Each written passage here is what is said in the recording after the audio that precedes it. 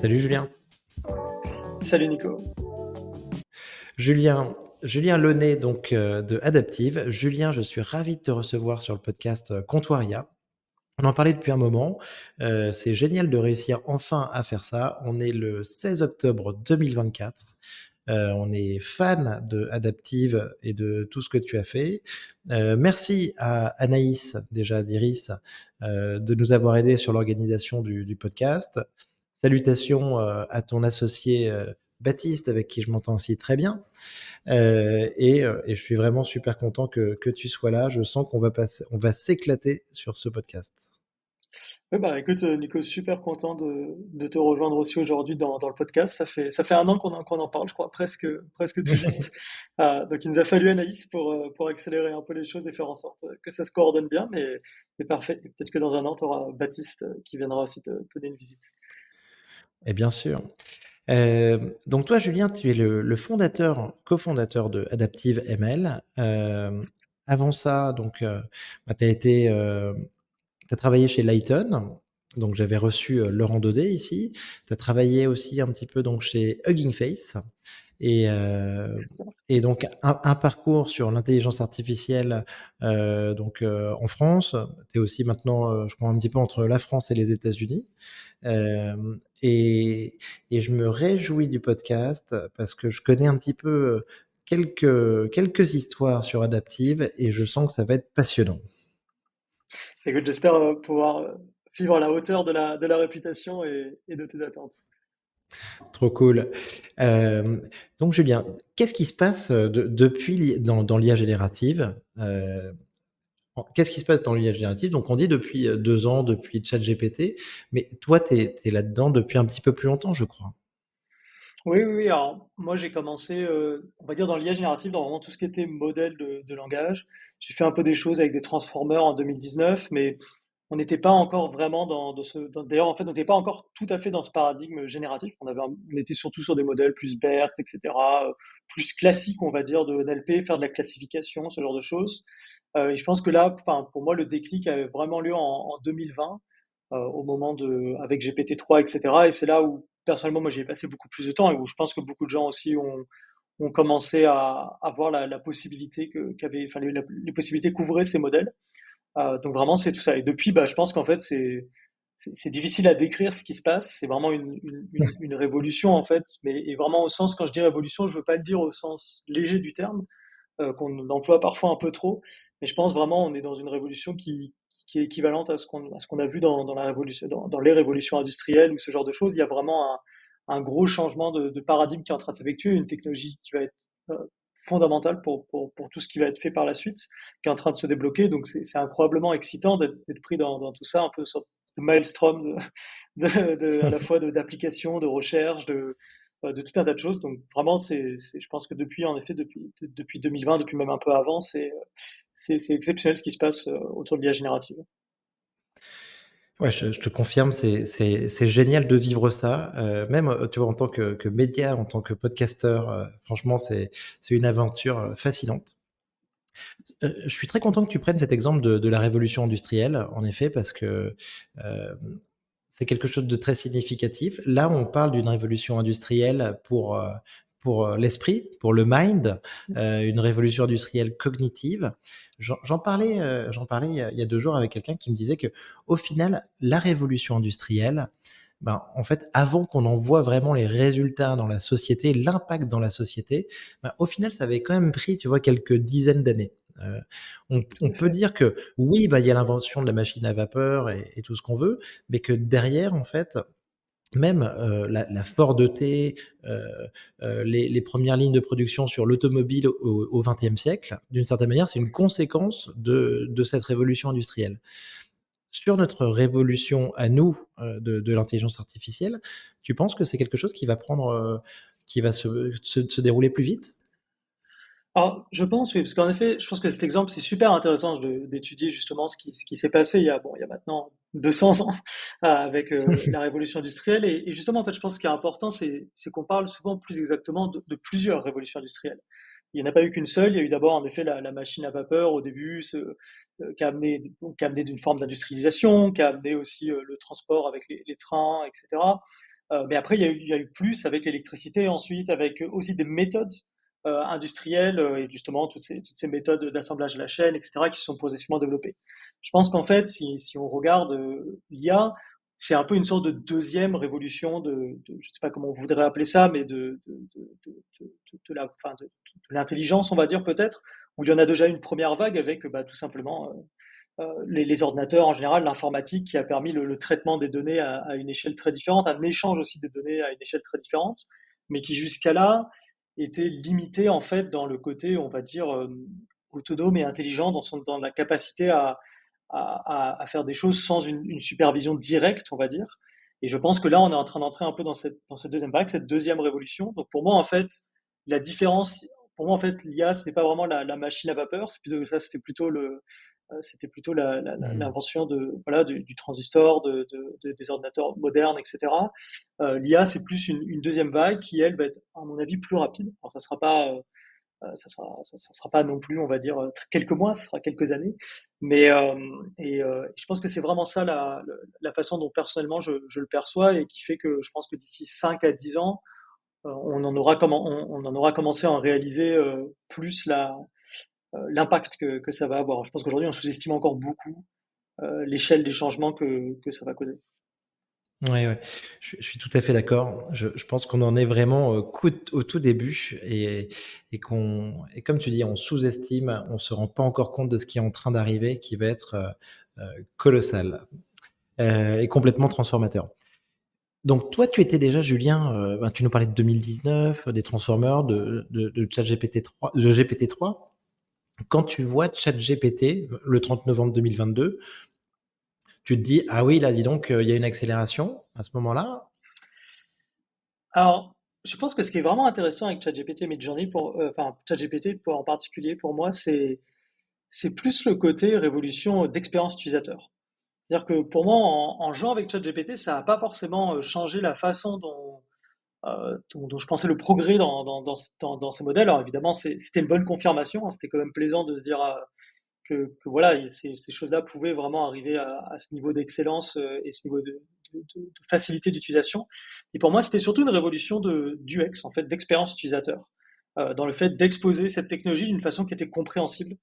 Et ça, c'est quelque chose enfin, qui a été incroyable, en fait. Enfin, où je pense que, enfin, moi, je me souviens très bien à ce moment-là, où en fait, on est passé enfin, quand moi je parlais de modèles de langage, de LLM, qui était un terme qui commençait tout juste à prendre à l'époque. Quand on parlait de tout ça à des gens extérieurs, ou même par exemple quand j'en parlais dans ma famille, personne ne comprenait. Quand on leur montrait des démos, même des démos d'OpenAI avec texte DaVinci 2, 3, c'était bon, ok, mais c'était un peu, voilà, enfin, c'était pas très clair en fait l'implication que ça allait avoir. Et en fait, ChatGPT a complètement changé ça, où d'un seul coup, je pense que des centaines de millions de personnes ont vu beaucoup plus directement l'impact et l'incarnation que pouvaient prendre ces technologies. Donc vraiment, pour moi, Mmh. ici, il y a un côté expérience utilisateur qui en fait est très important dans tout ça. C'est vrai qu'on parle beaucoup, et même moi, j'ai ce biais personnellement venant d'un background de recherche, on parle beaucoup de la recherche, des méthodes, etc. Mais il y a aussi une énorme couche d'amener ça dans quelque chose qui est utilisable par tout le monde, qui a vraiment un impact direct sur le monde réel. Et ça, c'est une question d'expérience utilisateur et c'est, je pense, très sous-estimé parfois à quel point c'est un facteur clé aussi dans tout ça. Ouais, ouais, tout à fait. C'est vrai que, bah, cette vague et la révolution, elle est possible que si tout le monde s'y met, si tout le monde comprend ce qui se passe un petit peu et c'est ce qui a permis cette révolution de l'interface.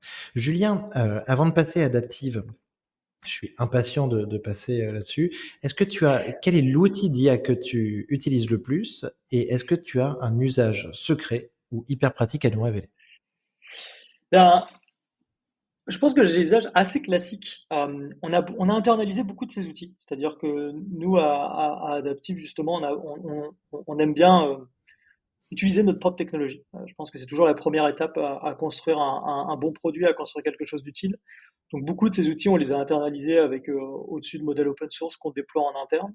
Mais je pense que j'ai un usage qui est pas. Enfin, moi j'aime beaucoup pour les calls, pour faire des résumés des appels qu'on a pour récupérer cette information après, etc. Nous, on a mis tout ça dans un système avec du RAG, etc., qui permet après de demander Mmh. des questions. Bon, bah là, de quoi on avait parlé avec ce client, de quoi on avait parlé sur Notion, etc. Je trouve ça, c'est vraiment, en fait, je pense, Mmh. un usage de productivité qui est très appréciable. Pas, j'ai pas de grand secret de l'IA générative, malheureusement non, mais j'étais en train de Donc réfléchir, tu mais tu non, nous non, parles je pense. de RAG et de Notion, quoi, en fait. Enfin, un RAG dans lequel tu mets un peu Ouais, toutes les données, sur lesquelles vous travaillez exactement. C'est et exactement ce qu'on ouais. a. En fait, on a un RAG en interne qui tourne avec des modèles adaptifs, qui en fait croise toutes les données qu'on a, donc notre Slack, notre Notion, nos enregistrements d'appels, un peu la classique, le CRM, etc., et qui nous permet Mmh. d'accéder à ces données de manière plus efficace. Ça, c'est très très pratique. Enfin, c'est quelque chose que personnellement, je trouve très utile au jour le jour. Mais ce RAG, vous l'avez fait vous-même alors, en fait? Que Absolument, oui, oui, oui. Donc en fait, mmh. c'est des modèles, enfin voilà, c'est un lama derrière, c'est un Mmh. lama qu'on tune, qu'on améliore avec nos outils pour réduire les hallucinations, pour améliorer la qualité des réponses, etc. Et après, le stack de RAG est très classique, hein. Il n'y a rien de extrêmement Mmh. excitant dedans. C'est surtout, en fait, pour nous, c'est vraiment, enfin, la motivation, c'est d'utiliser en fait sa technologie, d'utiliser les différentes choses qu'on fait, de se mettre un peu dans les bottes des utilisateurs de notre plateforme sachant que nous, ce qu'on fournit à nos utilisateurs finaux, ce n'est pas nécessairement du Mmh. RAG en interne ou ce genre de choses, c'est plus varié que ça, et on pourra y venir.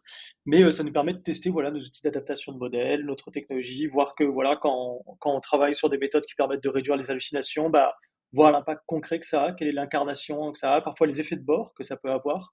En fait, sans usage, on ne se rend jamais compte sinon vraiment de toutes les nuances de la technologie. Bien sûr.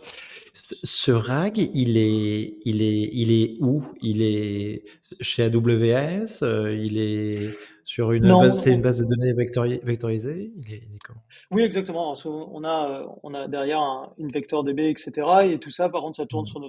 sur notre cluster de recherche Ah oui.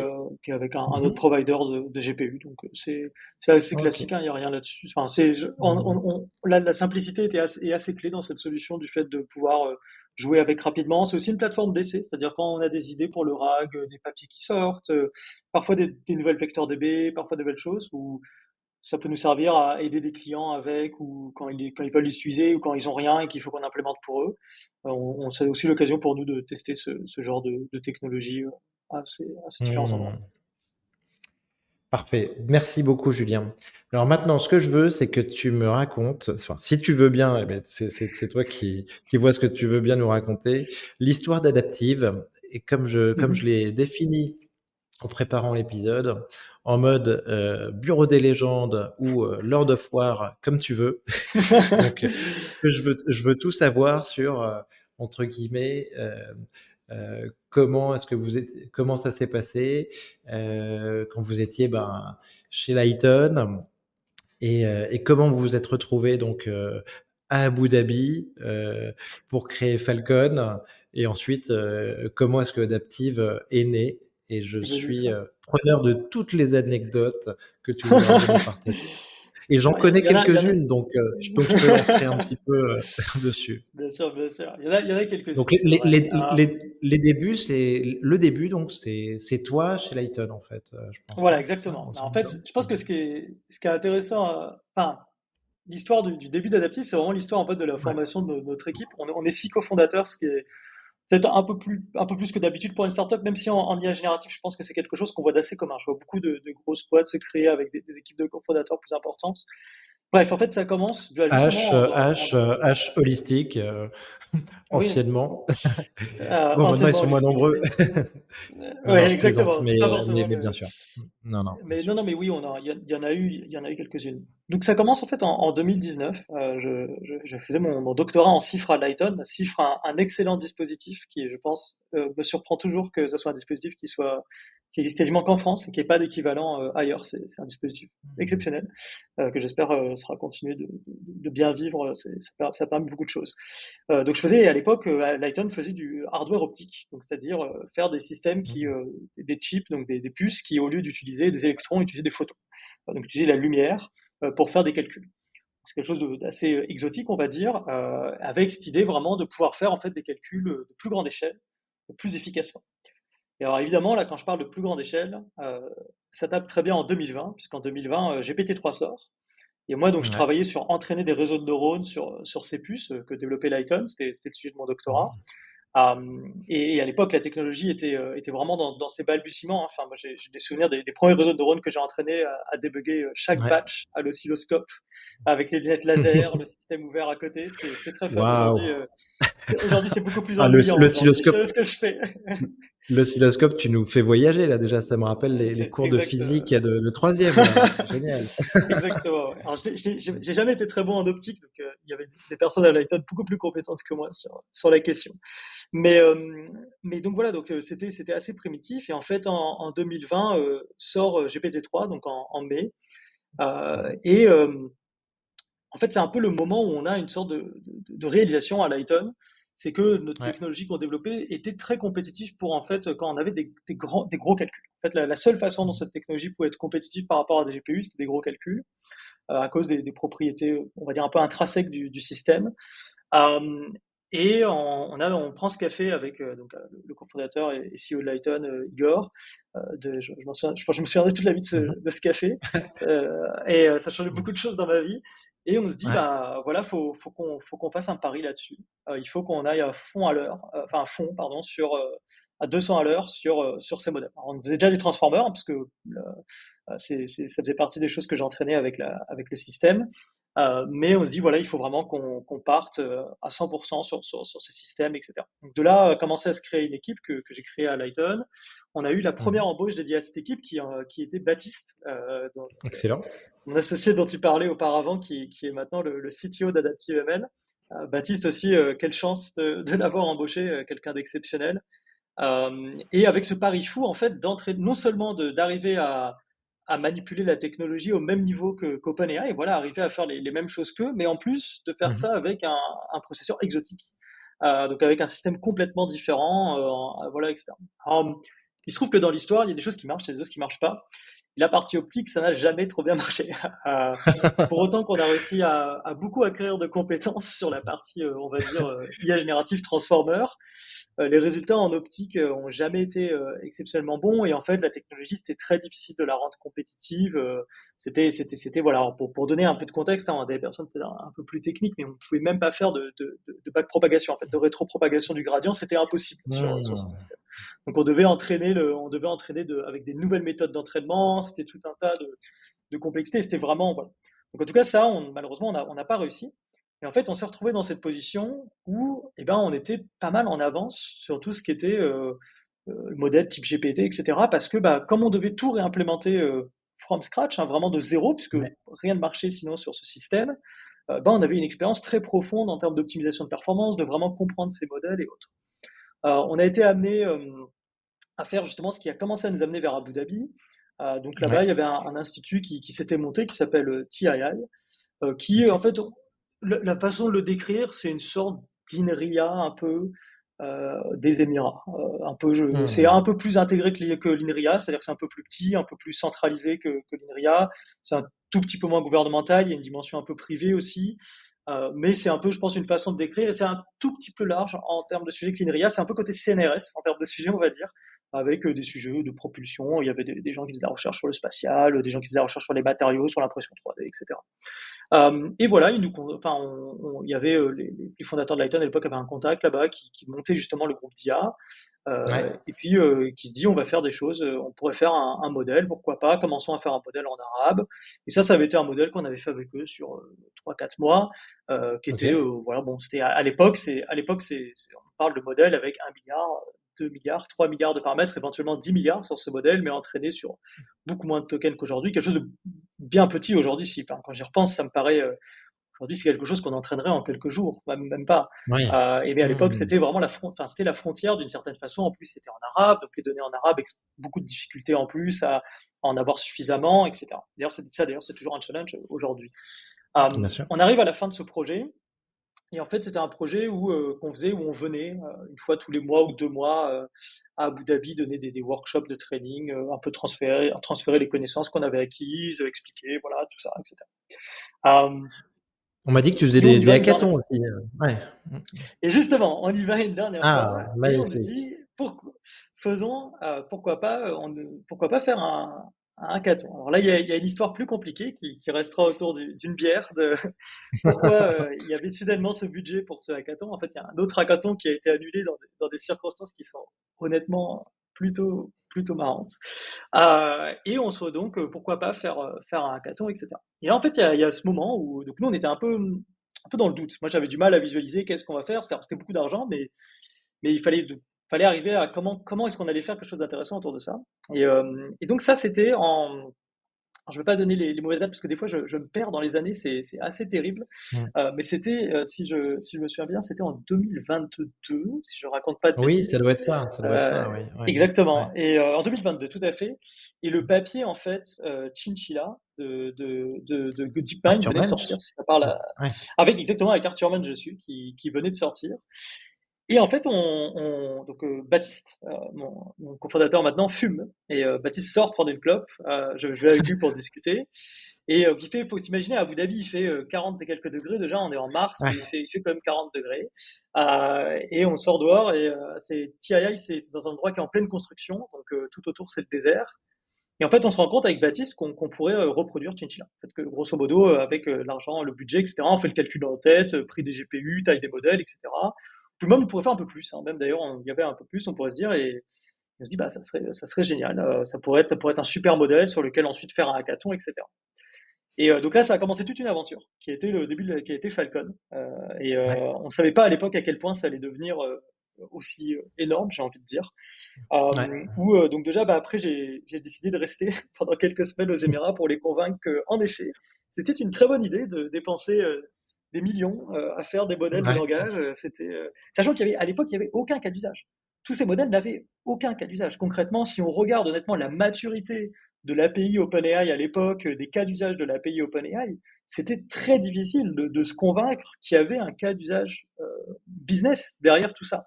Et vu l'investissement, pour eux, il fallait convaincre qu'il y avait un cas d'usage business, etc. Moi, j'ai passé quelques semaines Donc toi là-bas tu es resté avec tout eux. seul, tu resté tout seul Exactement. et on était près de ChatGPT et donc tu vas voir, Bah, exactement.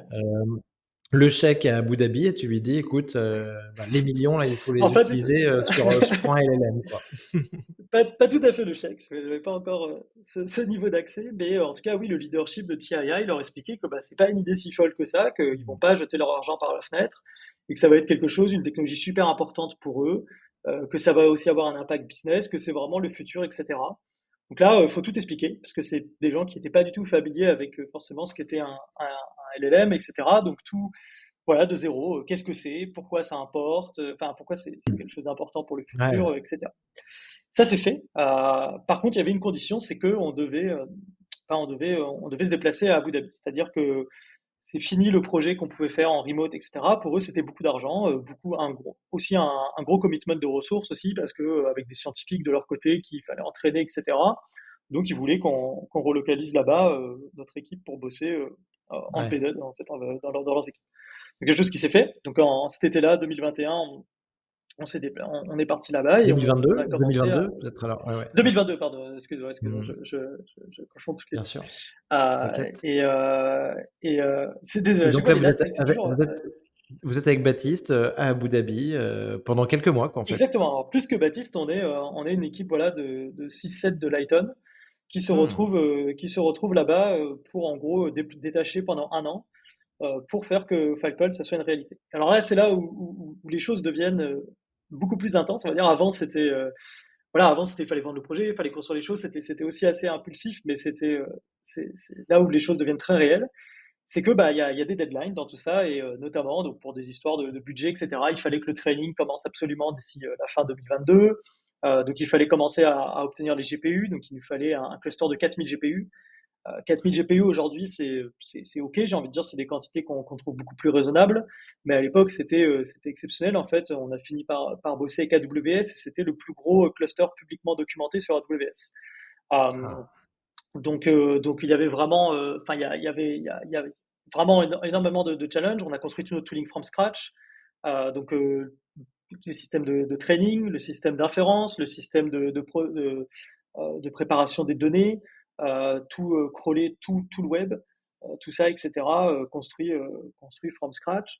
Donc énormément de travail en quelques mois, fallait faire la science en même temps, fallait comprendre comment entraîner un bon modèle, parce que c'était moins évident. Je veux dire, il n'y avait pas tous ces lamas, tous ces modèles qu'on pouvait étudier de manière plus ouverte. Donc moi je me souviens dans le bureau, on Mmh. avait à peu près tous les papiers de LLM que j'avais tous lus de manière obsessive, les annoter au surligneur, tout prendre dans des tables. On avait un écran, on avait une télé avec en fait une spreadsheet de toutes les expériences qu'on voulait faire, avec des centaines et des centaines d'expériences. Et genre tous les matins, quand il y avait on avait un rythme d'expérience très rapide parce qu'on avait pas mal de ressources de calcul. Donc tous les matins, quand il y avait les nouveaux résultats, ensuite c'était regarder, regarder sur la télé, prendre Waouh! la suivante, allez c'est parti, on y va. Donc en fait justement un mode scientifique très systématique. Et donc voilà, et Mmh. donc tout ça, en fait, éventuellement, ça a amené à Falcon. Donc le modèle, l'entraînement a débuté en décembre. Le plus petit, le 40B, a fini en février, et puis le plus gros a pris un peu plus de temps, euh, en augmentant la Mais taille du c'est cluster génial. progressivement. Voilà. Et Et ce qui c'est ce qui après, est c'est que le modèle s'est mis en Falcon qui a production. été, un des plus gros modèles du monde à un moment donné, en 2023, je Oui, pense. exactement, qui a été en fait dans les modèles open source, c'était un peu un des modèles phares de 2023 avec qui avait des très bonnes performances, qui avait aussi ses défauts sur d'autres choses. Par exemple, c'est un modèle qui n'a jamais été trop bon sur le code. On a fait des décisions à Mmh. l'époque par rapport à ça de beaucoup se concentrer sur le langage. Et voilà, ça avait été un énorme effort et c'était assez à la fin le fait que ça a été open source et que tout a pu être partagé publiquement, je pense que c'était quelque chose de super, surtout sur tous les findings, Bien sûr. sur l'analyse des données, ce genre de choses qui aujourd'hui ont résulté en des papiers qui ont été assez influents, on va dire, dans le domaine. Donc ça a été vraiment un super projet, et une super aventure pour toute l'équipe. Et justement, bah, toute l'équipe, Ouais, génial. on en arrive à ça, d'avoir bossé tous ensemble pendant un an là-dessus à Abu Dhabi. Et ben après ça, on se dit qu'on a envie de continuer à bosser ensemble, en fait, qu'on bosse super bien ensemble. Et donc on est passé un tout petit coup à Hugging Face, qui était un peu, parce qu'on Ouais. aimait beaucoup Tom de chez Hugging Face, qui est un des Mmh. cofondateurs et le Chief Scientist Officer, qui s'occupe de toute la partie science. Donc voilà, on disait on avait un peu envie de bosser avec Tom, on l'aimait bien, mais on était un peu en fait dans une hésitation, c'est-à-dire que on hésitait aussi à commencer notre propre boîte. Et en discutant Ouais. avec Tom, on s'était un peu dit bon bah essayons Hugging Face, et puis bah si ça marche pas, ça marche pas. Si on a envie de faire, c'est même pas vraiment d'ailleurs une question Mmh. que si ça marche pas, c'est plus si on change d'opinion et qu'on se dit qu'on a envie de faire une boîte, bah c'est pas grave, vous partez, vous allez faire votre boîte. Et au final, c'est ce qui s'est passé, c'est-à-dire qu'il y a eu un été Ouais, l'été 2023 où on s'est rendu compte que bah, on avait vraiment envie de tenter notre propre aventure. bien sûr. Et, Mmh. puis ensuite, bah, on en a parlé à Tom, Clem et Julien, et ils nous ont dit bah, pas de souci. Et donc, du coup, le lundi d'après, on était sans emploi. Mes parents ont manqué de me tuer. On me demandait qu'est-ce que tu fous, machin, c'est n'importe quoi, vous allez jamais lever de l'argent. Bref, c'était une période assez étonnante. Waouh! Euh, Mais et c'est là où on a génial. commencé Adaptive. Et heu Et donc voilà. et donc non mais c'est trop bien parce que Falcon, moi, quand j'ai vu le modèle au début, je savais pas que c'était vous qui étiez derrière. Après je découvre que c'est des Français, il y a des Français aussi derrière Falcon. Je trouvais ça incroyable et après j'ai compris avec Layton et hem et Adaptive, j'ai suivi et je vois un moment, tout le monde me parle d'une grosse levée quand même, 20 millions de dollars Exactement, en sur seed. Adaptive. Donc finalement, vous avez réussi à faire quand même un très beau tour de table, en fait. Exactement. Non, non. En plus, ça s'est fait assez Tes vite. parents sont ra tes parents sont rassurés. Mes parents ne dormaient pas la nuit, mais ça n'a pas trop duré. On a été assez rapide sur le rand en réalité. Et on l'a annoncé plus tard que ce qu'il a été fait, mais le rand a été en fait très rapide avec Index qui a cru en la mission de manière très très tôt et qui nous supporte d'ailleurs toujours et qui nous supporte depuis tout le Ouais, long, avec qui on a une super magnifique. relation. Voilà. Donc, Index, et donc aussi, ben, Iris, avec Anaïs, Ouais. Mottier avec Nicolas, mais Index qui lead ce tour et donc, et qu'est-ce que vous leur avez vendu à Index? Parce qu'en fait, vous n'êtes pas partis sur la construction d'un LLM comme un petit peu, Non, tout ce qu'on faisait à l'époque, OpenAI, Claude, exact. Ouais. Anthropic, Llama et Alors c'est cetera ou Mistral. Vous êtes arrivés avec un projet un petit peu différent. Mmh. Exactement. C'est quelque chose sur lequel on a beaucoup hésité, parce que, bah, voilà, beaucoup de notre background, c'était quand même faire ces modèles, on savait en Bien faire, on n'avait pas sûr, d'idée le pour forcément Falcon. Mmh. quand on sort d'en faire un, on a plein d'apprentissages, hein. Il y a plein de choses qu'on fait mal, c'est jamais des choses, qu'on fait parfaitement. Donc on se disait, ça pourrait être quelque chose. Mais en fait, là, il y a eu une réalisation un peu et c'est quelque chose qui nous a pris du temps, c'est que Ouais, sur la couche des modèles, sur la couche fondationnelle, il y a beaucoup d'acteurs et être compétitif aujourd'hui, c'est très difficile. C'est-à-dire que et déjà à l'époque, moi l'idée c'est que je me disais pour être compétitif, il faut un investissement de l'ordre de 10 milliards. En termes, et ouais, juste en termes de waouh! moyens de calcul, hein. D'ailleurs, je ne parle même pas d'équipe, je parle juste Ouais, d'investir 10 milliards dans des moyens de calcul. Et en fait, bien c'était sûr. assez clair que ça, c'était un peu une folie et, que ça allait être une course qui allait être très compliquée. Et c'est une course dans laquelle il n'y a pas de troisième. C'est-à-dire que c'est une course dans laquelle Mmh. il y a pas de place pour un modèle inférieur. Parce que ces modèles, c'est une commodité. Ces modèles, on peut les switcher comme ça en claquant des doigts. Nous, on voit aujourd'hui plein de gens avec qui on discute qui nous disent d'une semaine sur l'autre, qui passent d'un Anthropic à un OpenAI en fonction des dernières sorties. Ces modèles C'est sont ça. On complètement attend le nouveau Sonnet 3.5 le d'Anthropic, Opus, le Opus le 1.3.5, Opus. qui peut-être dans une semaine ou deux, on Ça, le switch. Sonnet, exactement, le Opus, exactement. Et moi, je travaille beaucoup sur ce Claude d'Anthropic, mais après, quand GPT-4o est sorti, je me suis mis Ah, c'est quelques sur semaines dessus, GPT-4o. mais, mais là, avec si Opus sort, évidemment, tout le monde se met Ils vont dessus. venir dessus. Tu as raison, donc on est sur Exactement. commodité, donc d'une certaine manière, on switch de l'un à l'autre très très Mm. rapidement, très Mm. facilement. Tout à fait, exactement. C'est vraiment, il y a une sorte de passage de l'un à l'autre, une fluidité qui est énorme. Donc c'est très difficile, je pense, de construire une sorte de moat autour de tout ça. Et en fait, la façon dont on construit le moat, c'est l'expérience technique et l'investissement en moyen terme de moyens de calcul. Et en fait, à l'époque, j'avais dit 10 milliards, mais probablement qu'aujourd'hui, c'est encore plus. Ouais. Aujourd'hui, un data center un peu sautin, un système avec 96 000 H100 ou quelque chose de ce ordre de grandeur qui va permettre de faire des choses vraiment frontières, et Donc ben c'est ce que fait Elon Musk avec donc XAI, exactement, l'entraînement exactement ça. de XAI, 100 000 GPU, Exactement. Colossus qui pourra arriver à 300 000, mais là on est sur 100 000 exactement. Ok, ok, Voilà, très bien. exactement. Et Donc ça, bah, un modèle de pointe en effet. Mhm. ça c'est 4 milliards minimum. C'est-à-dire que ça, sans compter le bâtiment lui-même, le cooling, l'énergie, etc. On regarde juste le coût des composants, on est de l'ordre de 4 milliards, entre 3, 5 et 4 en fonction de comment on branche son interconnect, quel sacrifice on est prêt à faire. Mais grosso modo, on est dans ce ordre de grandeur-là. Et là, on a juste les GPU, quoi. C'est-à-dire qu'on a ça, il faut mettre un bâtiment autour, après il faut payer pour l'électricité plus tard. Enfin, c'est les coûts, et ça représente probablement encore plusieurs milliards. Puis il faut une équipe ensuite pour bosser sur tout ça. Voilà. Et ça, c'est un système à 100 000 H100. Mais sauf qu'aujourd'hui, bah, des systèmes comme ça, il va en falloir plusieurs. Et puis en plus, la H100, c'est Mhm. un peu vieux. Donc aujourd'hui, moi, j'aimerais bien, on aurait plutôt envie de faire un système avec des B200. Sauf qu'un système comme ça avec des B200, c'est 10 milliards. C'est le double. Donc c'est vraiment enfin l'échelle. Et tu réutilises pas du tout le précédent, quoi. Enfin, ton data Je center réutilise d'avant rien. et tes GPU, tu changes Rien. d'endroit, tu redémarres à zéro.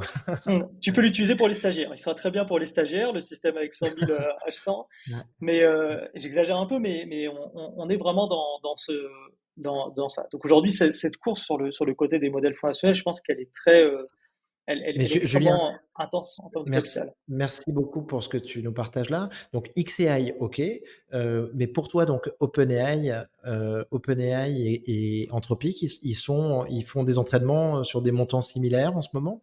Ah oui, absolument, absolument, tout à fait. Oui, oui, Voire je pense plus? qu'il y a, Ouais. Mmh mh. voir plus qui se prépare pour la suite. C'est une certitude aujourd'hui. Enfin, il y a vu les déploiements qu'il y a eu, etc.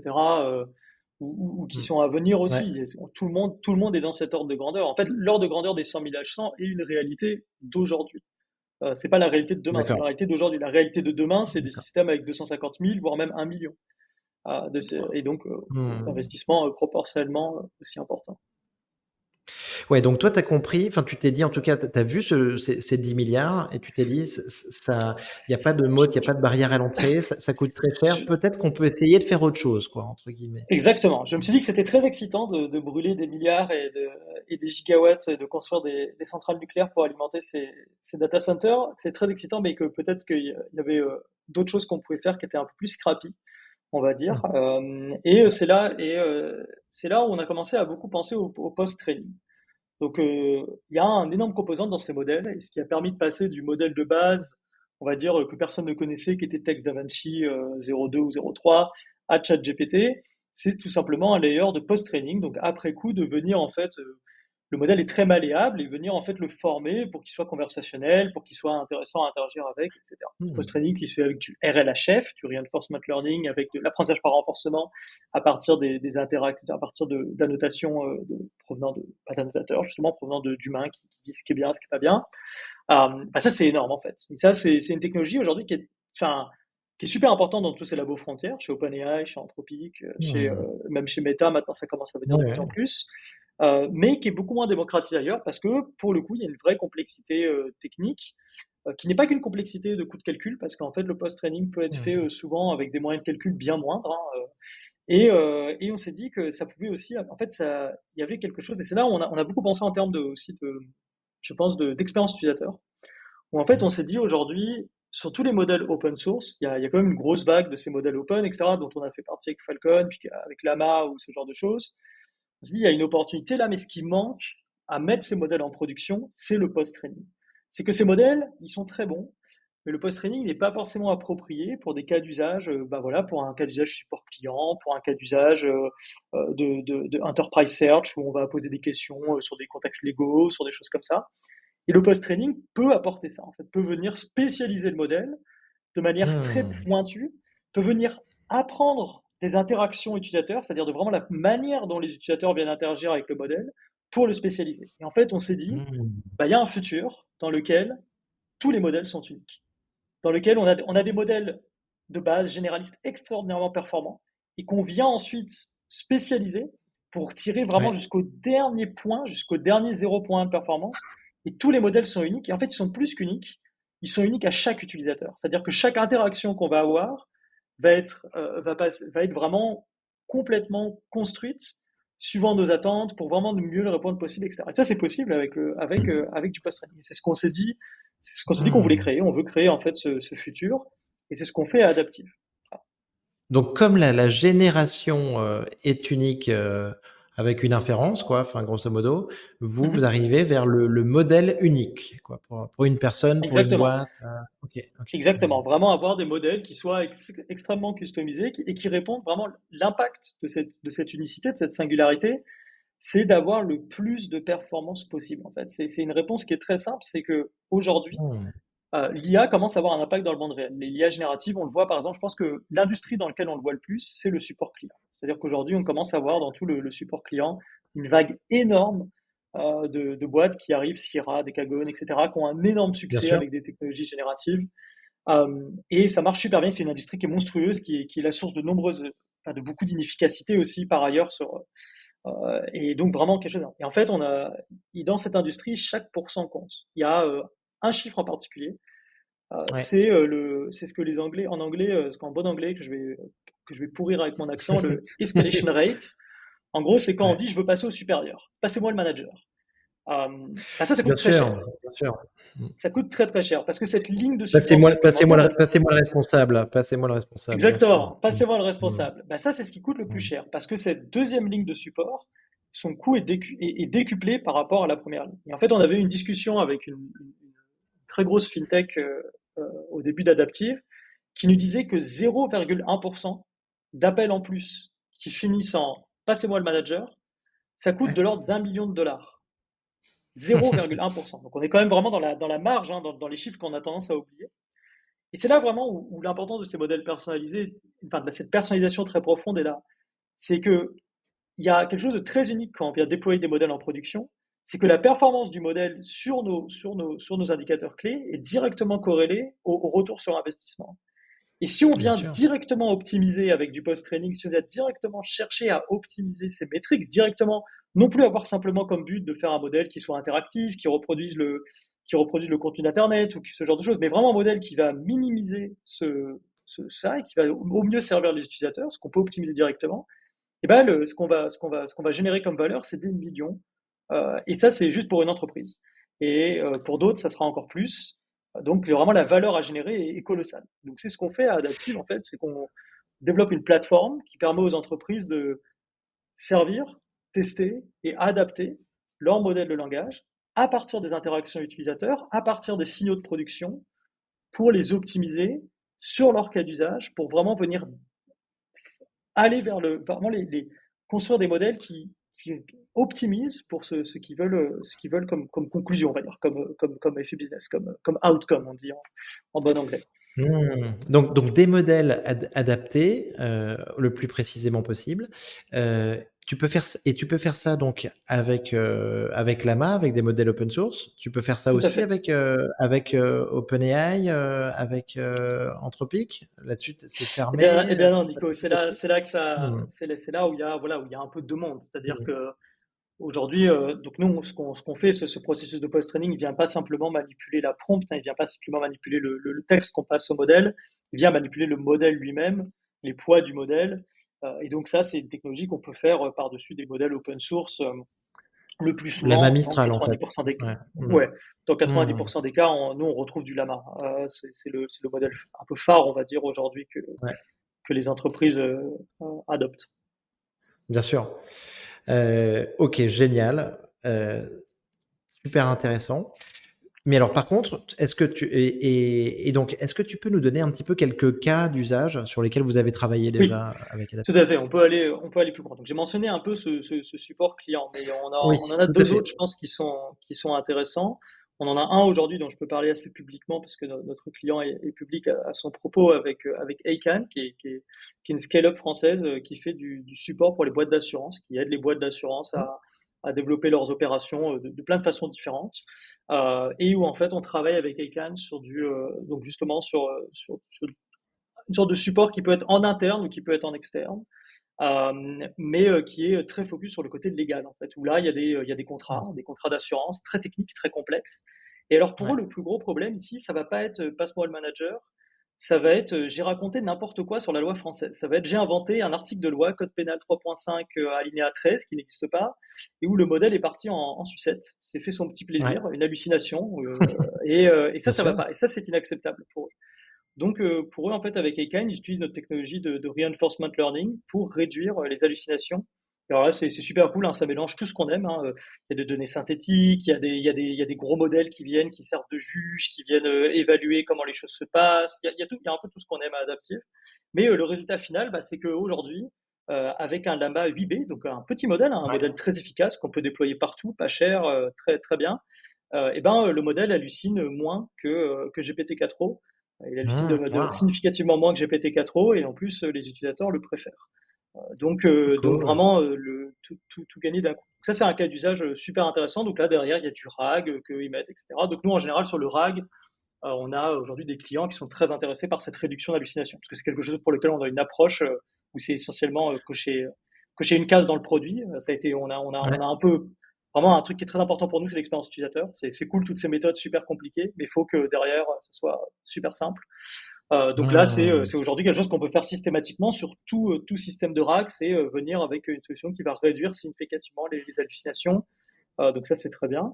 Et Ouais, un donc autre c'est cas bien, donc d'usage là que parce que là, tu as un «produit» entre guillemets, donc tu es pas vraiment dans le service quoi, enfin dans quelque tout chose à de fait, non, custom mais que tu fais pour le client?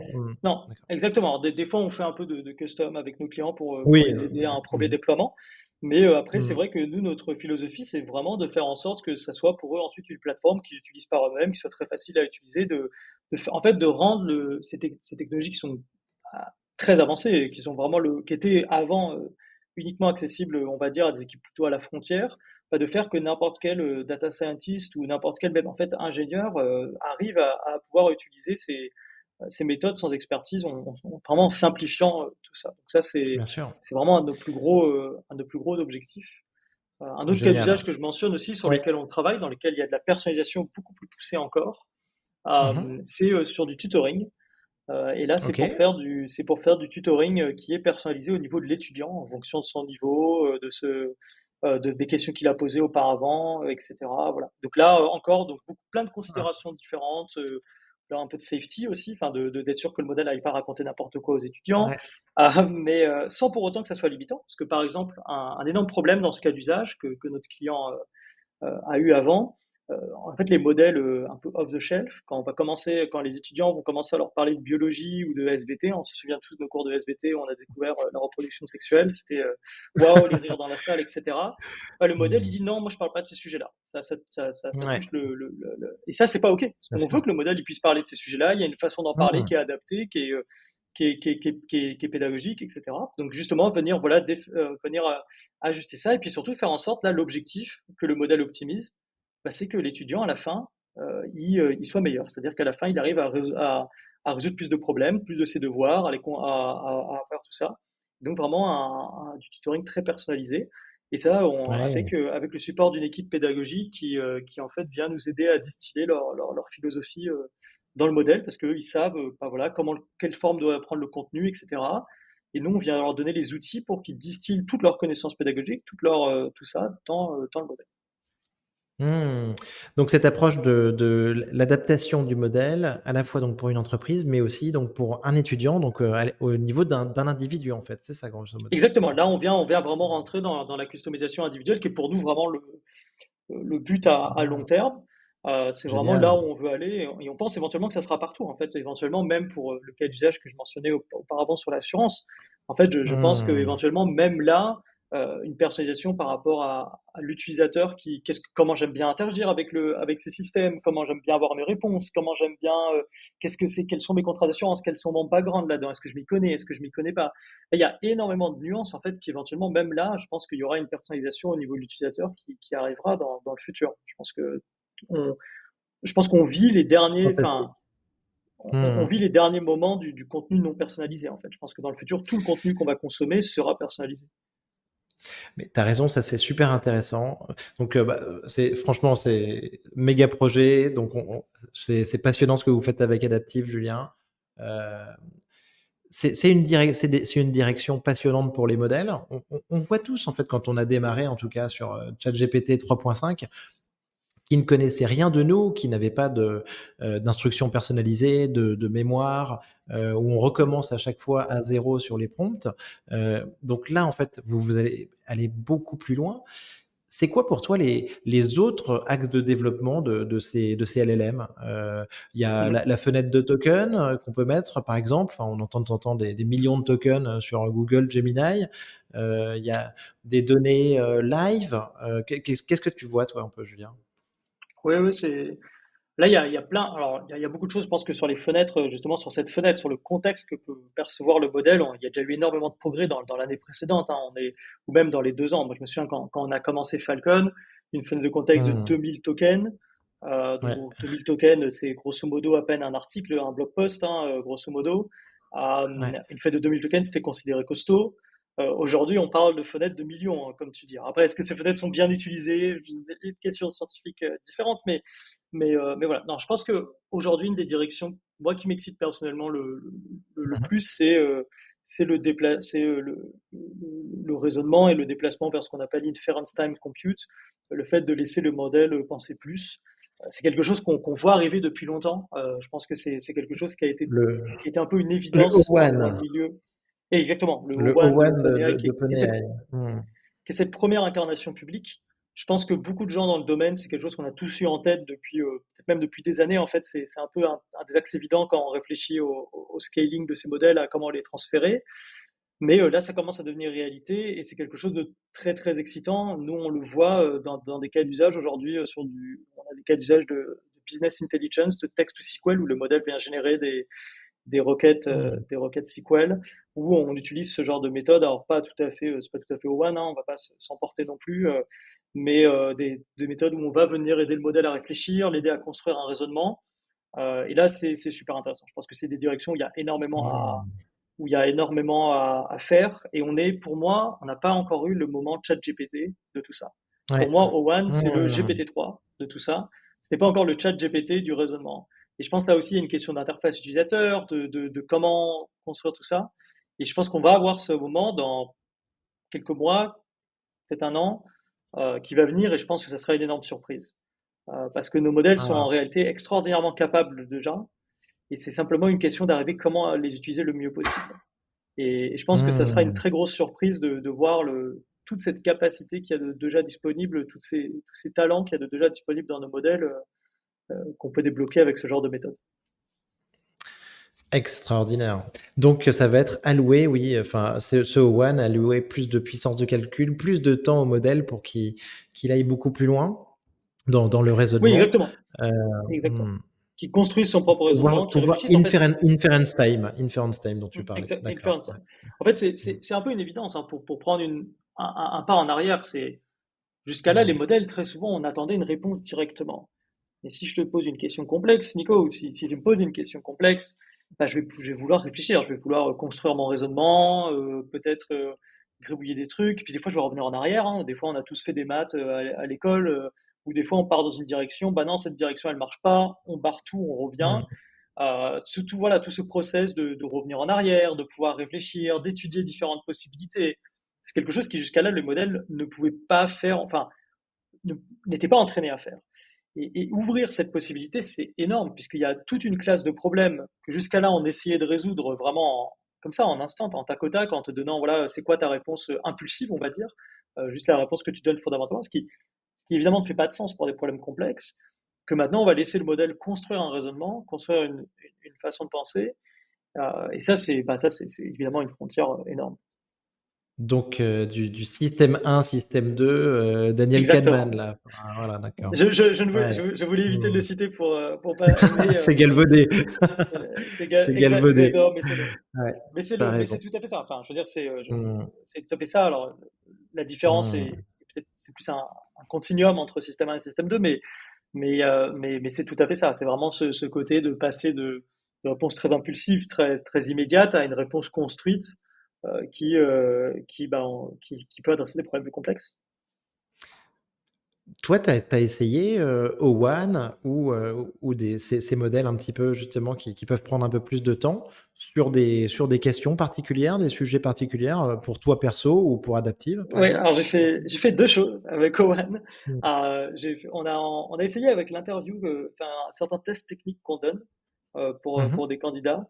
Alors c'était coup-ci, coup-ça, c'était pas super. Il y avait des choses un peu bien, puis il y avait des choses beaucoup moins bien. Donc encore un peu, Mmh. on va pas encore recruter Owen dans nos rangs.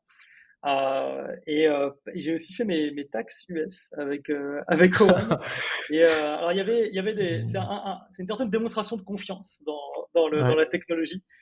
Donc j'espère qu'on verra si je dois payer des pénalités à l'IRS à la fin de l'année prochaine. Je reviendrai sur le podcast et dirai que cette technologie, c'est bidon. Je ferai mon Gary Marcus. Mais non, non. Bien Alors sûr. il y avait des hallucinations, il y avait des choses pas super, mais c'était intéressant. Je trouve que une nouvelle fois avec Owen, à chaque fois que j'ai essayé, je vois beaucoup de possibilités. Je pense qu'on est encore un peu léger en termes il y a encore des petits défauts. Et donc vraiment pour moi, Mmh. on n'est pas encore dans le chat GPT du raisonnement. On n'y est pas tout à fait encore, mais c'est clairement une étape super importante. Enfin, c'est une super démonstration. Moi, je suis très positif par rapport à Owen. Je trouve que c'est, enfin, pour tous ces défauts, hein, voilà, je trouve que c'est quand même une démonstration extraordinaire. Magnifique. Julien, j'aimerais avoir merci beaucoup de nous partager ça, passionnant. J'aimerais avoir ton point de vue aussi sur l'autre sujet, quand même, dont on parle beaucoup, c'est les agents. Oui. Les agents, est-ce que ça qu'est-ce que ça veut dire pour toi? Mm. On ne parle que de ça. Est-ce que tu penses qu'il y a des projets, vraiment intéressants là qui vont voir le jour? En tout cas, il y a beaucoup de personnes qui passent Mm. énormément de temps là-dessus, énormément d'énergie. Comment tu vois ça?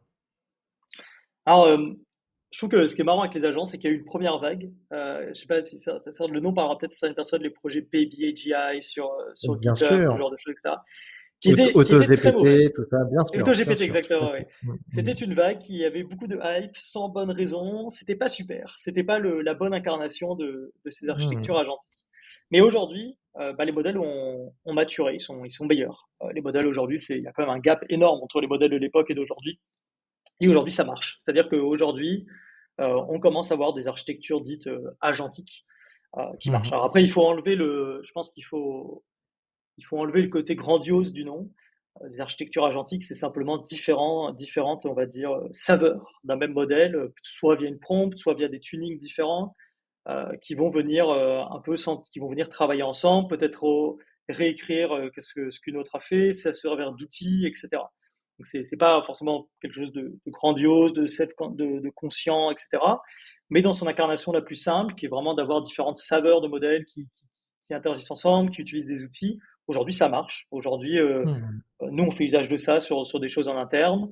On a des clients qui font usage de ça avant même qu'on leur ait vendu de faire une architecture agentique. Aujourd'hui, on a des clients, quand on est venu les voir, c'est eux qui ont poussé ce genre de choses. Je prends ça l'exemple en fait, que je disais avant de Ouais, tutoring, où cette architecture, bien par sûr. exemple, est assez complexe derrière. Il y a beaucoup d'interactions de modèles derrière et c'est vraiment quelque chose qu'on pourrait appeler agentique. Donc, je pense que c'est complètement une réalité et ça va continuer. Je pense que ça va continuer à prendre de plus en plus. Il y aura toujours un peu, malheureusement, le nom aura toujours un peu une connotation négative, je Ouais. pense, parce que pour certaines personnes qui se sont fait brûler par les ardeurs un peu qui étaient un peu trop tôt, on va dire, autour de baby AGI, AutoGPT.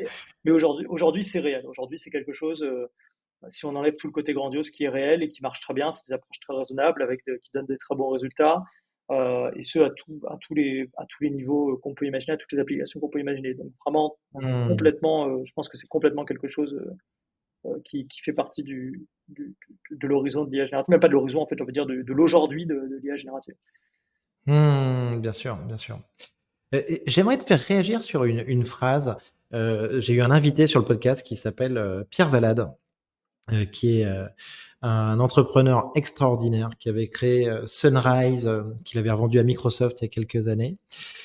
Aujourd'hui, il travaille sur un super projet AI qui s'appelle Workflow AI et Pierre, il a un méga sens du produit et de la tech et je l'adore, je le suis depuis longtemps là-dessus et quand j'ai fait l'épisode avec lui, il me disait, tu vois, dans ChatGPT, il me dit: «Dans ChatGPT, moi, ce que j'adore, c'est, dans GPT, c'est, heu, c'est grosso modo, pas le générative, mais le pre-trained». Tu vois? Le modèle et son sens du monde, tu vois, Mmh, mmh mh. existant. Est-ce que tu vois ce qu'il veut dire par là? Est-ce que tu comprends, Ouais, je qu'on pense. puisse être un peu fasciné par ce sens du monde que le Ouais, modèle ouais, donc parce que tu me ouais, parlais de post-training, hein, donc j'ai bien compris que c'était un méga ouais, enjeu, mais sur ce pré-train là, tu vois, ouais, ouais, je ouais. trouve ça Bah magique écoute, aussi un peu. Mmh mh. ouais, je suis complètement d'accord avec Mmh. Pierre. Il y a quelque chose Mmh. d'assez unique dans ce qui se passe dans le pré-training. Parce que dans le pré-training, on vient distiller ce qui est essentiellement aujourd'hui, vu la taille des datasets de training, etc., on vient essentiellement distiller tous les travaux de notre civilisation, en tout cas une grande partie de ces travaux, parce qu'il y a certains qui ne sont pas dedans, mais on va distiller une fraction significante des travaux de notre civilisation dans le modèle. Et le modèle, à la fin, les connaît. En fait, à la fin, le modèle a ce sens du monde. Et c'est quelque chose, moi, quand j'expliquais le pré-training dans des conférences ou dans des cours, euh, un des faits que je trouve les plus fascinants avec le pré-training, c'est le fait que le modèle se construit un sens du monde. C'est-à-dire que ce n'est pas en fait suffisant. En fait, appeler ces modèles des modèles de langage, c'est très incorrect. Parce qu'au fond, le Mmh. langage, c'est un peu la dernière chose dont on a quelque chose à faire là-dedans. C'est-à-dire que souvent, quand on pense langage, on pense grammaire, on pense tout ça, etc. Mais en fait, c'est beaucoup plus que ça. Parce que par exemple, le modèle, quand je viens de le pré-train, si je dis, voilà, bah, j'ai pris mon iPhone, mon dernier iPhone avec Apple Intelligence, et je le fais tomber, et je demande la suite.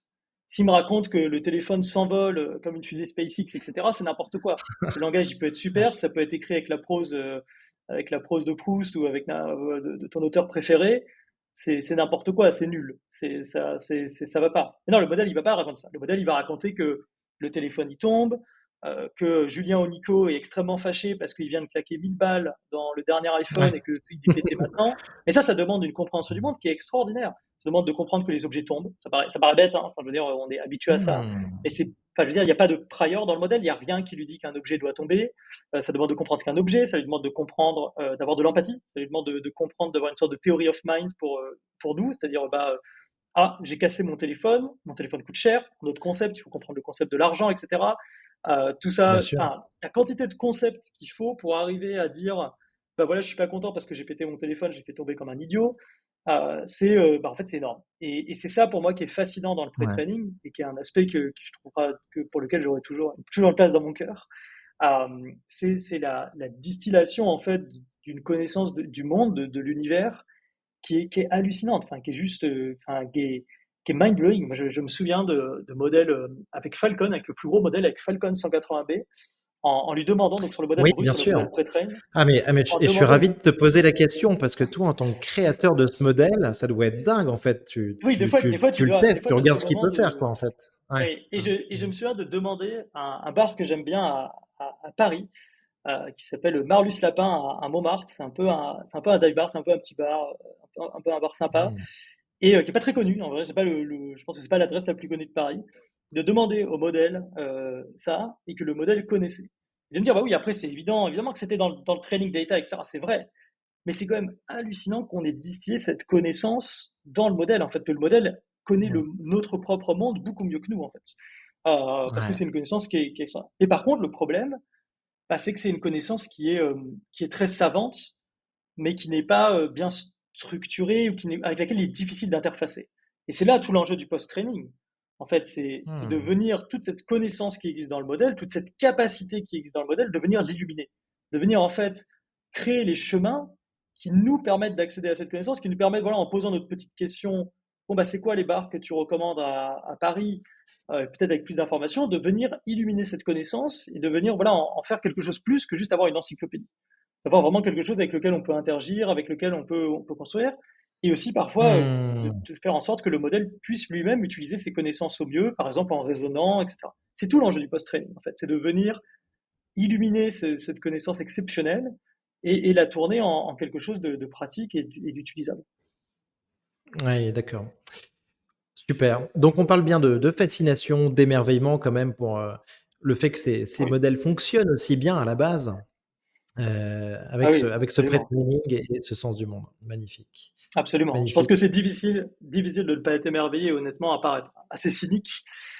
C'est difficile de ne pas être émerveillé, en fait, par la puissance de ces méthodes et leur simplicité, en fait. Je pense que quelque chose sur lequel je reviens souvent, c'est ces méthodes sont très simples. En fait, il n'y a pas de. On parle pas, voilà, aujourd'hui, bon, il y a eu le prix Nobel de physique, je sais que cette année a été pour de l'IA, mais voilà, si on regarde aujourd'hui la recherche en physique fondamentale, ce n'est pas simple, c'est très complexe. J'ai énormément de respect pour les gens qui font ce genre de choses, mais c'est d'une complexité extraordinaire. Il faut être extrêmement intelligent pour ne serait-ce que pouvoir commencer à saisir ce genre de choses. Si on parle, voilà, de théories en plus vraiment à la frontière, quantum loop gravity, etc. Ne serait-ce que pour commencer seulement à comprendre les enjeux, le bagage et l'intelligence qu'il faut est extraordinaire. À l'inverse, les méthodes aujourd'hui, et une des raisons pour lesquelles ces méthodes marchent aussi bien, pour lesquelles elles avancent aussi vite, ce qu'on utilise en IA générative est extraordinairement simple. L'ingénierie est difficile. Faire tourner des choses sur des milliers de GPU, coordonner des agents pour qu'ils s'entraînent ensemble, pour qu'ils travaillent ensemble, tous les problèmes de distribuer, de calcul distribué, etc., sont compliqués. C'est de l'ingénierie très complexe. Mais les idées, fondamentalement, sont accessibles à tous. Ce sont des idées très simples. Les modèles ne font rien de fondamentalement complexe, et c'est magique que ça marche avec des idées aussi simples. C'est très élégant, en fait. Moi, je trouve que c'est vraiment ce qui me fascine, hein, personnellement, dans l'IA générative, et pour ça que j'ai décidé d'en faire mon métier quand je fais de la recherche là-dedans. C'est cette Mmh. simplicité, c'est cette élégance. Magnifique. Petite question, Julien. Quand tu as tu nous as parlé donc de ce bar à Montmartre. Quand vous avez sorti Falcon, est-ce que tu l'as torturé? Tu lui as posé des questions incroyables, des trucs improbables, tu t'es dit: «Waouh, il y a des propriétés émergentes, je m'attendais pas à ce qu'il me sorte ça», tu vois? Il y avait des choses comme ça, ouais. Ouais. Alors on avait, moi j'étais Mmh. très, moi je suis très, moi j'aime beaucoup c'est une passion dans ma vie, c'est les gros spreadsheets, le gros tableur. C'est une passion. Donc moi, OK. beaucoup, on avait l'évaluation de Falcon. On avait Mmh. plein de datasets. On en avait, je crois que c'était 60 datasets d'évaluation. Et ça tournait tout seul. Donc après, le matin, je me réveillais et je mettais les petits chiffres dans mon tableur. Et j'avais ce petit plaisir. J'ai jamais automatisé le transfert des chiffres dans le tableur parce que j'aimais bien les regarder. J'aimais bien regarder les chiffres, voir comment ils changeaient. C'était un des petits plaisirs. Donc moi, j'avais beaucoup ça. Mmh. Mais dans l'interprétation plus personnelle, il y a aussi, on déployait aussi régulièrement le modèle et on jouait avec. Alors, évaluer un modèle pré-train, c'est difficile, parce que c'est pas, le modèle pré-train n'a pas eu tout ce post-training complexe qui fait l'interactivité, etc. Donc, c'est toujours un peu, voilà. Mais Mmh. on avait un Ouais. peu des prompts un peu typiques sur des blagues, sur des concepts, etc. Et on a eu quelques moments de surprise. Je me souviens, en fait, on a vu émerger, c'est dans le 40B, on avait une prompt avec des explications de Ouais. blagues ou des choses comme ça, que d'ailleurs, je crois qu'on avait pris du papier de palme. Et en fait, ça marchait pas, hein. Pendant toute une partie du training, le modèle n'y arrivait pas du tout. Je me souviens d'un seul coup, c'était probablement comme 50-60% du training, bah, les réponses étaient bien. Quoi. D'un seul coup, c'était Ouais. soudainement le modèle avait compris et arrivait à dire bon bah voilà Ah, dans ouais. cette blague, c'est ça qui la rend bien ou pas. Et ça c'est vrai que c'est des moments un peu Mmh. magiques en fait. Je pense où on se rend compte de ça. Et après pour moi le moment le plus magique, ça a été, enfin ça a été bien après. C'est quand j'ai rencontré des boîtes qui utilisaient Falcon en fait. C'est après quand j'étais en conférence et que des gens venaient me voir et me disaient bon bah on a Ouais. utilisé Falcon 40B ou 180B. Alors 180B moins parce que c'était un modèle qui était un peu gros, hein, c'était un modèle qui était un peu un peu obèse, un peu costaud, et donc qui a Ouais. été moins souvent déployé. Mais on a quand même rencontré des boîtes, des très grosses boîtes par ailleurs, qui l'ont utilisé un peu comme leur workhorse pour d'autres Mmh. choses. Et moi, ça m'a toujours fait plaisir, ou aussi sur la data. Une boîte que je ne peux pas nommer, mais qui, sur le travail Mmh. de la data, enfin, et m'a vu un jour, elle m'a dit, bah voilà, enfin, c'est top et tout. Et quand je leur ai demandé, enfin, voilà, qu'est-ce que vous auriez changé là-dedans sur le côté web, enfin, genre, voilà, on avait discuté des choses qui allaient pas, qu'on aurait dû faire différemment. Ils m'ont dit, ah bah non, ça c'était parfait, c'est trop bien d'avoir cette lumière, d'avoir tout ça et tout. Bah ça, pour moi, c'est le plus plaisant en fait. C'est après coup d'entendre des gens qui en font des choses avec un impact dans le monde réel et que leurs équipes reprennent, que leurs équipes font en vivre, qui construisent Bien par-dessus ça. sûr. Parce que bah, au fond, la science, c'est ça. La Mmh. science, c'est aussi le partage, c'est le fait de construire sur la connaissance des autres, de la pousser plus loin. Et ça, c'est quelque chose que j'avais personnellement beaucoup, enfin, qui m'avait, c'était Bien pour moi le sûr. moment le plus magique. Bien sûr. Merci beaucoup, Julien. 3 petites questions pour finir rapidement, du Très tac au bien. tac. Allons-y. Si si tu pouvais avoir une conversation avec une IA du futur, quelle serait ta première question? Une IA Donc, ma de première question, alors 2030, de 2030, donc qui a été un modèle qui a été entraîné sur un data j'ai un center pari là-dessus. à J'ai je ne j'ai un sais pari à là-dessus, dix donc à 10 000 10 Mmh 000 mh. à 10 000. Ah ouais. J'ai un pari là-dessus, donc j'ai de l'argent en jeu. Il faut que je sache. Est-ce que le modèle est toujours un transformer ou un state space modèle? Ça serait ma première question, de savoir quelle est l'architecture qui fait tourner le modèle. Mais c'est une question très Mmh. très personnelle et avec des intérêts financiers derrière, donc pas de peut-être pas la plus peut-être pas la plus illuminatrice. Non, non, mais bonne question, heu, Elon Musk disait souvent de manière énigmatique, qui sera président en 2024 aux États-Unis, un modèle de diffusion ou un transformer et personne comprenait vraiment ça, mais OK. Merci Julien. Autre question, est-ce que tu as une timeline pour AGI, intelligence Ouais, artificielle ouais, générale? j'ai même eu, c'est marrant parce que j'ai eu cette discussion à plusieurs reprises avec des amis récemment, et ma conclusion, Ouais, en fait, c'est que sur l'AGI, en fait, ma conclusion, c'est qu'on est on est dans l'inconnu maintenant. C'est-à-dire que je pense que moi, je vois pas, en fait, je pense pas qu'il y aura, on se dira pas, voilà, le 26 octobre mmh, 2025, c'était le moment où l'AGI s'est réveillé. Ça sera pas comme ça. Je pense que ça va être une phase de transition qui va durer je pense qu'il va durer 2, 3 ans, dans laquelle on va progressivement se rendre compte des capacités des modèles qu'on a. Parce qu'aujourd'hui, une nouvelle fois, je réinsiste là-dessus, mais je pense qu'il y a ouais, un overhang, une sorte de sous-estimation des capacités de ce qu'on a déjà entre nos mains. Et qu'à chaque fois, on en découvre de plus en plus au fur et à mesure que les gens font des trucs cool avec ces modèles, comme Cursor ou autre, plein d'autres. Et je bien pense en fait sûr. qu'on est dans la marche. C'est-à-dire que pour moi, on est dans ces 2, 3 ans. C'est-à-dire que dans les 2, 3 ans où on dira, voilà, c'est dans ces années-là que l'AGI est sorti, je pense que depuis, disons, grosso modo, le printemps slash l'été de cette année, je pense qu'on est rentré dans ces 2, 3 ans d'incertitude où on est dans les GI. Donc pour moi, aujourd'hui, on y est. C'est en train de se faire. Et maintenant, pour Ouais. les SI, pour super intelligence, tu vois, pour quelque chose qui soit bien au-dessus de nous, je pense qu'on est quelque chose entre 3, 5, 7 ans, Waouh! mais vraiment proche. On est extrêmement proche, en fait, de tout ça. Et ma prédiction bah, là-dessus, en fait, est, vous pourrez dire c'est fou, c'est bizarre, etc. En fait, elle est très simple, hein, c'est simplement la tendance. C'est juste si je me Mmh. projette 3 ou 5 ans en arrière et que je fais l'exercice maintenant dans l'autre sens, bah, je me dis, ouais, on y est, quoi. Je pense que c'est tout ce qu'il faudra. Je trouve ça très intéressant la zone, là, cette fenêtre de 2-3 ans dont tu parles. En effet, je comprends tout à fait. On n'est pas sur un scénario hollywoodien où c'est du jour au lendemain. On a déjà des choses, hem sur certaines capacités humaines qui sont bien supérieures à nous, les Mmh. capacités de scaling des modèles et les versions qui arrivent, elles vont encore faire des nouvelles choses. Ouais, ça va être très cool.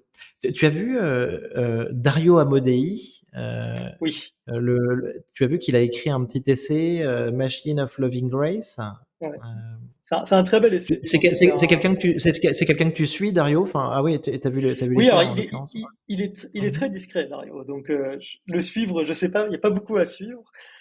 Mais c'est quelqu'un, enfin, j'ai beaucoup de respect évidemment pour Dario, vu ce qu'il a créé, hein. Anthropic, c'est quand même, c'est exceptionnel, hein. Enfin, je veux dire, c'est clairement un entrepreneur et un chercheur de talent extraordinaire. L'essai en particulier est très bon. C'est un essai que j'ai beaucoup aimé parce que je le trouve très raisonnable, en fait. Je le trouve, c'est un essai qui est très bien écrit, qui est très plaisant, qui est pas agressif, qui est pas acide, que je trouve juste extrêmement plaisant. En fait, plein d'amour presque, d'une certaine façon, de quelque chose, de se dire, voilà, c'est beau, en fait. Je trouve qu'il y a quelque chose de. Et j'ai trouvé ça très, très juste. En fait, enfin, je me suis retrouvé dans beaucoup de ces idées personnellement. Et c'était vraiment un bol d'air frais d'une certaine façon, parce qu'on voit beaucoup de ces essais parfois qui sont un peu ridicules, honnêtement, qui sont un peu ou qui sont Hmm, qui vont un peu trop, enfin, qui sont pas exceptionnels. Mais là, je trouvais que c'était extraordinairement juste tout à et fait d'accord. plein de belles choses. Tout à fait d'accord, je trouve ça super que tu en parles comme ça. Écoute, je l'avais déjà survolé, je l'ai lu en entier, bien les 50 pages hier dans l'avion, là, en rentrant de Sicile. Et je suis tout à fait d'accord avec toi. Donc Dario, bah, il nous parle juste pour nos auditeurs, hein, sur un magnifique essai où il nous parle de conséquences à court terme, hein, dans les transformations. Hein, on est Ouais, sur une période des premières choses en 2026 et ensuite sur une période de 5 à 10 ans souvent, donc dans sa fenêtre, de transformation fondamentale dans la biologie, la santé, les neurosciences, la santé mentale, le développement économique et la lutte contre la pauvreté, la paix et la gouvernance du monde, le travail et le sens du monde, le sens de la vie. Et tu vois, et en lisant ça, je me suis dit, c'est marrant parce que mon invité précédent me parlait tu vois, il se posait une question sur la gouvernance du monde grâce à l'IA, tu vois, par exemple. Donc, Dario en oui, parle déjà. Et en lisant oui, l'essai, tout je me à fait. disais, waouh, en fait, quelle puissance cet essai. Et je pense que, tu vois, bah, c'est les textes un petit peu de référence dont on a besoin, tu vois, au niveau européen, français, Oui. tu vois, supranational, pour pouvoir imaginer une gouvernance bien pensée, tu vois, du monde de demain avec l'IA, quoi. Hmm. Tout à fait, ouais. Mais je pense que, alors, la partie plus cynique, je pense que ça sera très difficile, Vas-y, hein. vas-y. Moi, Hmm. ce qui me fait le Hmm. plus peur, en fait, dans ces changements, euh, c'est pas l'IA en elle-même, parce que je pense que, bah, en fait, c'est un challenge technique. Et les challenges techniques, on est très bon à les résoudre. Enfin, je pense que c'est vraiment enfin, en tant que, dans tout ce qu'on a fait dans notre civilisation, c'est un peu notre dada de faire ce genre de choses. On va aller sur la Lune, on va faire une fusée qu'on peut rattacher, on va créer de la fusion nucléaire. C'est un peu, enfin, on est extrêmement bon. Enfin, je veux dire, l'espèce humaine est extrêmement intelligente, donc j'ai pas les challenges techniques, c'est quelque chose que je me soucie pas trop personnellement. Mais en effet, moi, ce qui m'inquiète, c'est plus l'instanciation dans le monde réel, en fait, l'instanciation politique, etc., comment ça va se passer de ça. Et là, il y a beaucoup plus d'inconnus. Ça a toujours été, je pense, le côté social a toujours été toujours plus difficile. Euh, et, euh, les- les- et c'est là où, à mon avis, il y a des choses complexes. Et c'est pour ça que j'ai beaucoup aimé l'essai de Dario, parce que c'est un essai qui est décidément du côté de. C'est l'opportunité d'amener un changement positif, en fait, d'être un peu plus mature, en fait, dans notre approche Hmm. de tout ça, de voir l'humain de tous les côtés de l'équation de le placer au centre, enfin, d'être sûr que des valeurs humaines soient placées au centre de tout ça et d'utiliser les capacités extraordinaires de ces systèmes pour assurer ça. Moi, c'est un angle que j'ai beaucoup apprécié. Oui, oui. Donc, ben, à tous, essayez de le lire. Je vais essayer, moi, d'en faire une petite synthèse compréhensible en français. Des choses Mhm. super intéressantes, comme quand il te décrit que en général, enfin souvent, il est à la mode d'être un petit peu anti-progrès, quoi, d'une certaine manière, les ludites et d'autres, Oui, mais que heureusement, pour nous, espérons, que, bah, au bout de quelques années finalement, et avec, au niveau de la collectivité et du politique, il finit par y avoir en fait, bah, une adoption qui force et qui fait que tout le monde, finit par se ranger vers le progrès, quoi. Enfin, donc plein Mmh. de petits concepts, très bien formulés. Super de pouvoir échanger avec toi là-dessus. Au-delà de cette lecture, cher Julien, est-ce que tu as un livre ou un film de science-fiction à nous recommander? Absolument. Alors j'ai dans la SF, j'ai une passion. Je lis beaucoup de bouquins de contact alien. Genre c'est un peu une de mes obsessions. Genre cette idée De Contact Alien? Ouais, ouais, ouais. OK. de contact avec, alors c'est alien en fait pourquoi? Parce que de contact avec, avec quelque chose de différent. Et c'est vraiment le côté différent et je pense qu'il y a un rapprochement avec l'IA dans tout ça de contacter qu'une intelligence qui est différente de la nôtre, de tout ça et tout. Alors il y a énormément de bons livres là-dessus, mais il y en a un en particulier que je recommanderais, qui est, je ne connais pas le nom en bon français. Vas-y. Je vais le regarder. En anglais, c'est Blind Sight. Je crois qu'il a Mmh. été traduit assez littéralement en vision aveugle de Peter Ouais, Watts. Et c'est un bouquin sur un contact, un équipage d'un vaisseau spatial dans le futur qui fait. Et déjà, les membres de l'équipage, la civilisation a beaucoup changé. Donc déjà, ils sont presque aliens à notre existence de l'humanité, mais qui entre en contact avec une forme d'intelligence extrêmement différente dans notre système solaire. Et c'est un super livre que je recommande fortement, qui a beaucoup de concepts sur la nature de la conscience, sur la nature de l'intelligence, etc. Et qui touche beaucoup de ces thèmes. Et je trouve que c'est très fascinant et je trouve qu'il y a beaucoup de parallèles euh, avec l'IA, en fait, avec un peu les choses qui sont en train de se passer et qu'on est en train de découvrir progressivement. magnifique. Merci beaucoup Julien. Bah, écoute, Merci beaucoup, Nico. on va regarder ça. J'ai passé, un super moment. J'espère que c'est le cas aussi pour nos auditeurs. En fait, j'en suis assez convaincu. On a bien fait d'attendre, 1 an pour faire ce podcast. J'espère qu'on pourra réorganiser la suite, un de ces 4, avec toi, avec Baptiste. On va Absolument. suivre de très près aussi, vos aventures entrepreneuriales parce que je crois que ça se passe quand même très, très bien, qu'il y a plein de bons signaux pour Adaptive. Franchement, pour moi, vous êtes une équipe, du tonnerre. Hem et tu m'as dit récemment que tu avais même vu, Jensen Huang de C'est vrai. NVIDIA. Je vois qu'il y a plein de choses, incroyables qui se passent pour vous. Heu et voilà et donc, bah, c'est super de pouvoir échanger avec toi. Merci beaucoup Julien, c'était super cool. Merci beaucoup, Nico, de m'avoir eu. C'était super sympa et merci d'avoir été un super host pour ce podcast. À la prochaine fois. Trop cool. Merci Julien. Ciao. Vous êtes arrivé au bout de l'épisode. Félicitations! Dernier effort, notez-moi 5 étoiles. Le podcast Comptoir IA est soutenu par l'accélérateur Alliance, toujours à la pointe de l'innovation technologique. Contactez-moi sur LinkedIn pour continuer à échanger sur l'IA. À bientôt!